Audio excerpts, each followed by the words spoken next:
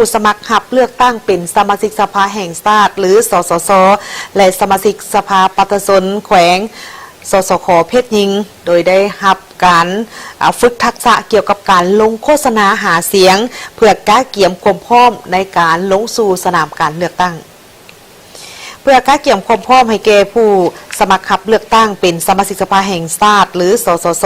และสมาชิกสภาปฏิบัติแขวงหรือสสขเพศหญิงที่จะลงสู่สนามการเลือกตั้งสมาชิกสภาแห่งชาติสมาชิกสภาแห่งชาติก็คือสสสสุดที่10และสมาชิกสภาปฏิบัติแขวงสสขสุดที่5ในมื้อวันที่2วันที่3กุมภาพันธ์2026นี้ที่เมืองวังเวียงแขวงเวียงจันทร์สภาแห่งชาติได้มีการจัดกองประชุมฝึกอบรมให้ทักษะด้านต่างๆแก่ผู้สมัครขับเลือกตั้งที่เป็นเพศหญิงจากทางศูนย์กลางนครหลวงวิจันทร์แขวงปงสาลีหลวงน้ำทาอุดมไซบ่อแก้วหลวงพระบางสยบุรีหัวพันเวียงจันทร์และไซสมบูรณ์โดยการเป็นประธานของท่านนางธุมาลีวงศ์พจันทร์กรรมการศูนย์กลางพรรคประธานคณะสมาชิกสภาแห่งชาติเพศหญิงสุดที่9ท่านนางธุมาลีวงศ์พจันทร์ได้กล่าวว่ากองประชุมฝึกอบรมในครั้งนี้มันมีความหมายสำคัญเป็นอย่างยิ่งในชีวิตการเมืองของเพศหญิงที่จะลงสมัครขับเลือกตั้งเป็นสมาชิกสภาแห่งชาติและสมาชิกสภาปฏิบัติแขวงทางเป็นโอกาสให้ผู้ที่เข้าร่วมนี้ได้มีการแลกเปลี่ยนความรู้ประสบการณ์ซึ่งกันและกันพร้อมกันเสริมซึมเกี่ยวกับที่ตั้งพลบทบาทสิทธิและหน้าที่ของสภาแห่งชาติและสภาปฏิบัติขันแขวงก็คือสิทธิและหน้าที่ของสมาชิกสภาแต่ละขันเนื้อในสำคัญของการเลือกตั้ง